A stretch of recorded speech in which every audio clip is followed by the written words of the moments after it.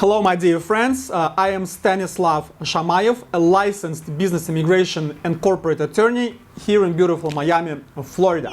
Today we'll be talking about E-2 investor visa, which is a great option for investors all over the world to come here in the States and start up a business, bring the whole family here and live in this great country. At the end of this video, you'll be able to know how to get a free analysis of your case. Let's go!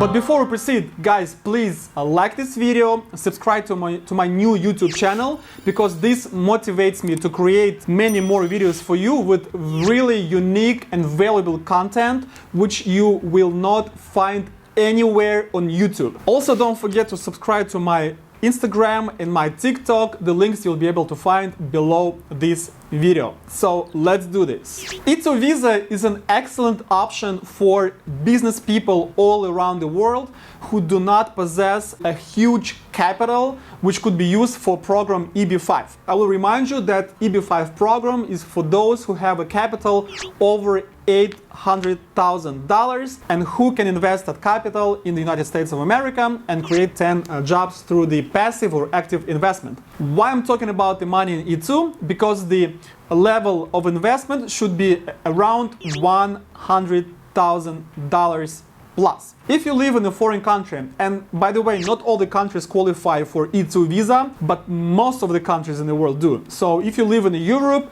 if you live in Canada, in Mexico, in South America, in many Asian countries, this visa is a great opportunity for you to come to the US and start growing your business. So criterion number one is your country of citizenship. The list of all countries that qualify for E-2 visa you'll find below this video. So please check the link and see if your country is there. Once you see your country is there, then it's good. We can proceed with the other criteria. Criteria number two, the amount of investment. That's again $100,000 plus, and you can invest that money into your own business. So basically a startup business, or you can buy an existing business. But to be perfectly honest with you and realistic, this is really hard to buy an existing business in the United States of America for $100,000. That's just because they don't sell, or if they sell, they're really small or something is going on with them.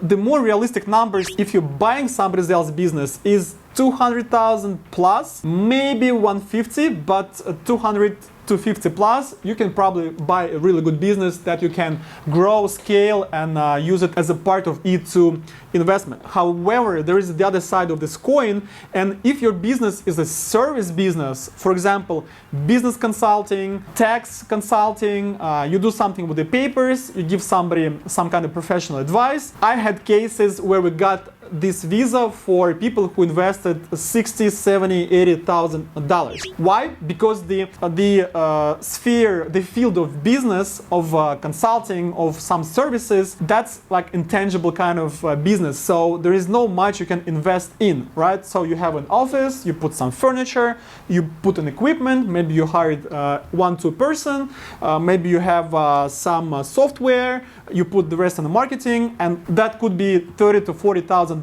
So we need to find a way to spend additional $20,000, maybe $30,000, and then we're good. So this is the amount of money that we invest. What kind of business you can invest in? Anything you like and anything you're good at. I think that's my best advice. What kind of business? If you don't know what kind of business you can invest to, maybe you should consider franchising some business that already has some kind of organization, or you'll get some help to organize this business. Please do not get into complex business that you have no idea what to do in. What kind of business is that?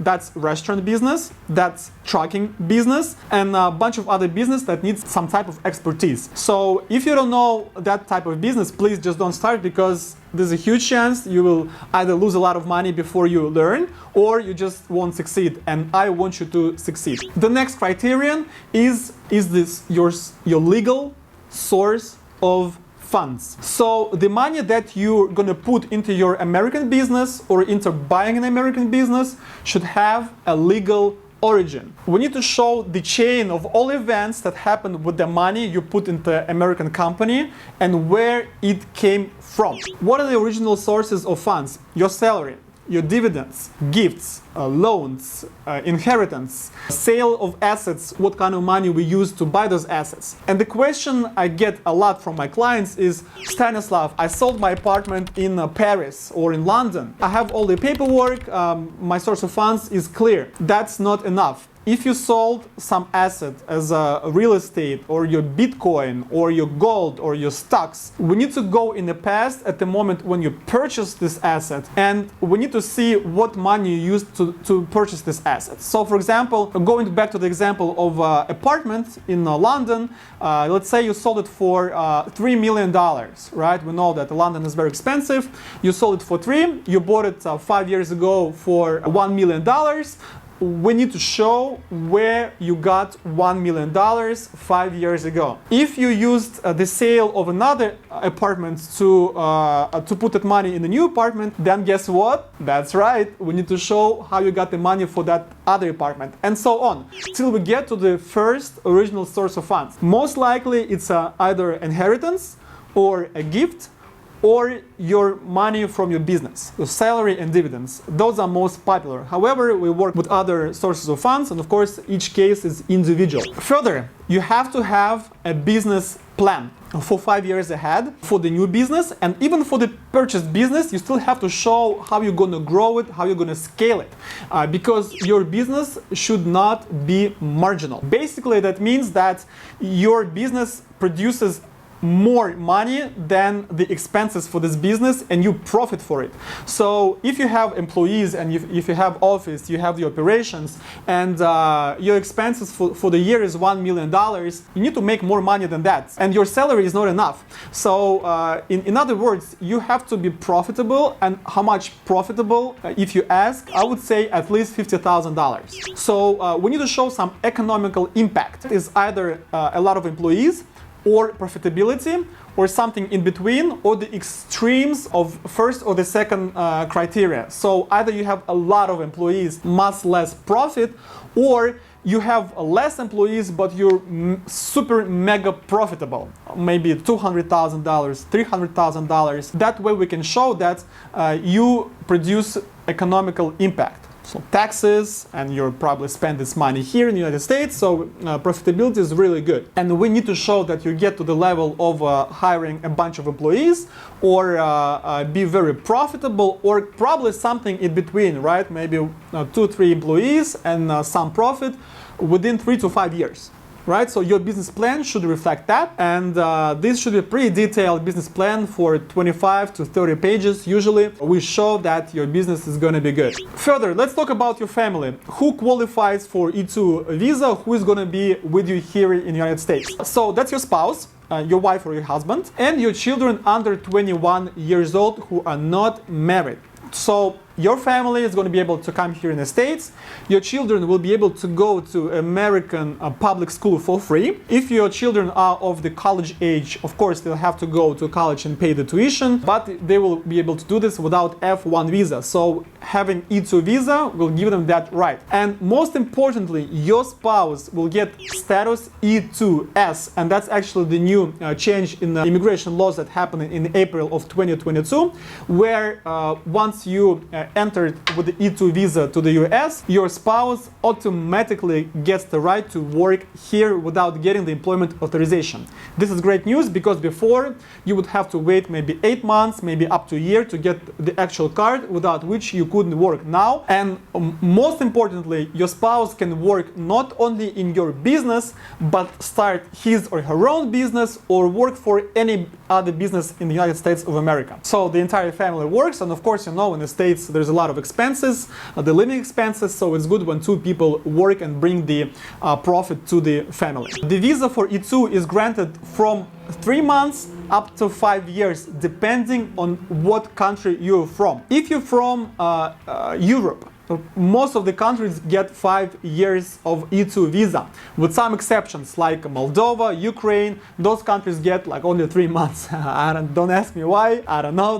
This is some big limitation in those countries. If you're from Kazakhstan, that's 1 year visa. If you're from Turkey, it's also 5 years. And many countries in South America also get 5-year visa. However, once you enter with this visa, you get a status for 2 years. Don't mix the two, the visa and the status.